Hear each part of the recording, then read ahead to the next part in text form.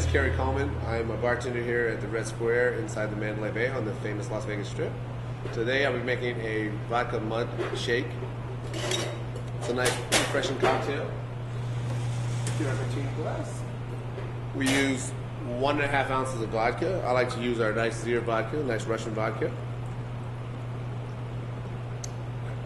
1.5. We use 1.5 ounces of Bailey's.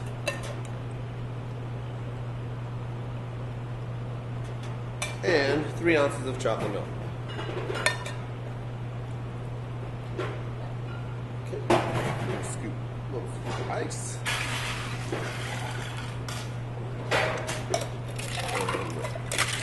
Nice and frothy.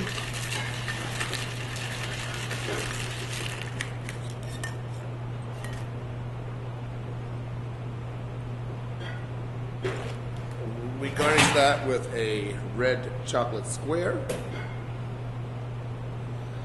So come and see me. Again, my name is Kerry Coleman. I'm the bartender at Red Square inside the Mandalay Bay on the famous Las Vegas Strip.